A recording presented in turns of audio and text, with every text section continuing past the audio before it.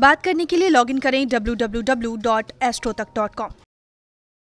जय माता दी मित्रों, मैं एस्ट्रो राजेश शर्मा astrotak.com पर आप सभी का हार्दिक स्वागत करता हूं, हार्दिक अभिनंदन करता हूं।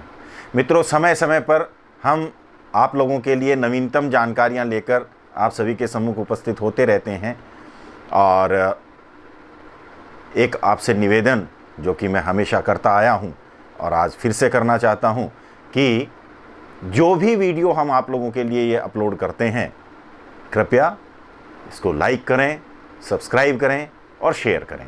अधिक से अधिक लोगों में ये नवीनतम जानकारियां पहुंचाएं, जिससे कि आपको भी इसका फल मिले। मित्रों, आप में से कोई भी अगर मेरे से फ़ोन पर बात करना चाहता है, अपने ग्रहों के प्रभाव और उनके उपायों के विषय में बात करना चाहता है, अपनी जन्म कुंडली का विस्तृत विश्लेषण करवाना चाहता है, तो आप www.astrotak.com की साइट पर जाएं। एस्ट्रो राजेश शर्मा यानी कि मेरे प्रोफाइल को आप क्लिक करें, आपका फ़ोन मुझ तक आ जाएगा और जो भी आपकी समस्या होगी उसका निराकरण हम करेंगे। पिछले वीडियो में मित्रों हमने 16 संस्कार, जो हिंदू धर्म के अनुसार हमारे 16 संस्कार होते हैं, उस विषय पर चर्चा की थी और आज मैं आप लोगों के सम्मुख एक विशेष जानकारी लेकर आया हूं।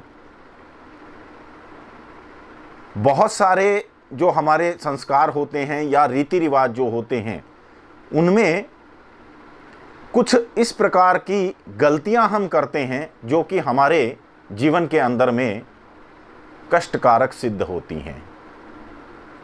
इसी प्रकार से पाणी ग्रहण संस्कार यानी विवाह के समय आप सभी ने देखी होगी और आप सभी लोग इस चीज से परिचित हैं। एक रस्म होती है तोरण मारना।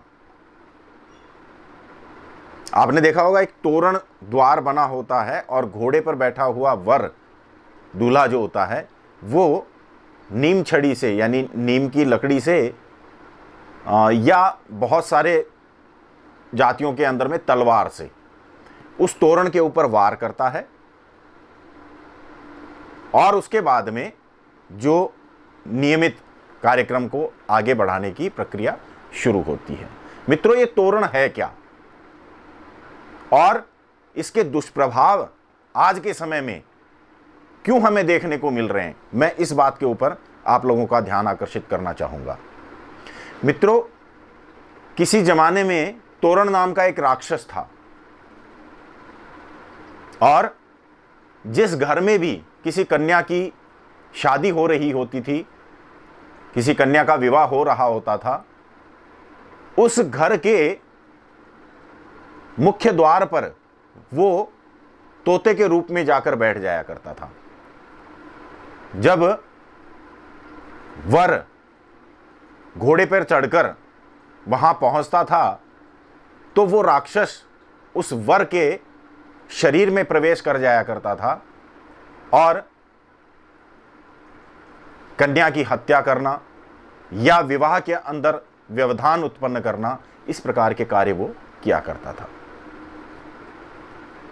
एक समय एक तेजस्वी राजकुमार का विवाह था जिसमें कि तपोबल की शक्ति भी थी। जब वो राजकुमार अपने ससुराल घोड़े पर चढ़कर पहुंचा, तब उसने द्वार के ऊपर बैठे हुए तोते के रूप में उस राक्षस को पहचान लिया, जो तोरण नाम का राक्षस था।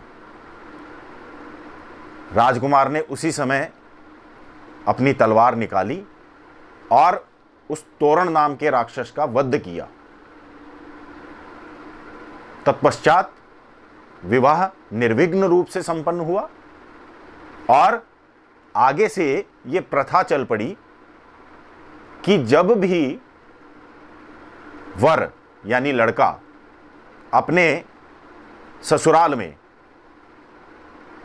विवाह हेतु पहुंचता है, तब वो सर्वप्रथम उसी प्रथा को निभाता है, यानी तोरण नाम के उस राक्षस का वध करता है और उसके बाद अपने ससुराल में कदम रखता है, जिससे कि निर्विघ्न रूप से विवाह के सारे कार्य संपन्न हो सकें।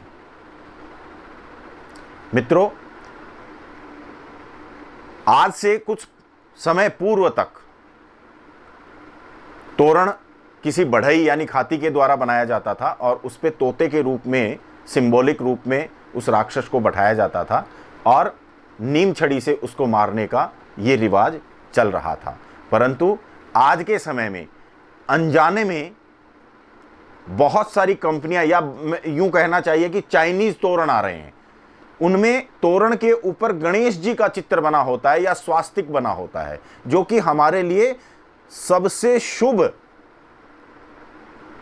स्वास्तिक तो हमारा सबसे शुभ सिंबल हुआ। स्वास्तिक का हमारे जीवन के अंदर में बहुत अधिक महत्व है। और भगवान गणपति, वो तो सर्वप्रथम हमारे लिए पूजनीय होते हैं। प्रथम ध्यान हम गणपति का करते हैं, उसके बाद कोई कार्य करते हैं, चाहे हवन यज्ञ हो, चाहे कोई मांगलिक कार्य हो। और यहां भूल क्या हो रही है? यहां भूल ये हो रही है कि तोरण जो बना हुआ है आर्टिफिशियल, और आजकल जो वो विशेष प्रकार के कंपनियों के तोरण आ रहे हैं, उनमें गणेश जी का चित्र लगाकर वहां पर टांग दिया जाता है और भगवान गणपति पर ही सर्वप्रथम वर से वार करवा दिया जाता है। अब आप खुद सोचिए कि जिस मांगलिक कार्य में सर्वप्रथम स्वास्तिक पर या गणपति की प्रतिमा के ऊपर वार करवा दिया जाए, वो मांगलिक कार्य निर्विघ्न रूप से कैसे संपन्न हो सकता है? फलस्वरूप अनेक प्रकार के विघ्न या तो उस मांगलिक कार्य में उत्पन्न होते हैं या वर वधू के वैवाहिक जीवन के अंदर अनेक प्रकार के विघ्न उत्पन्न होते हैं।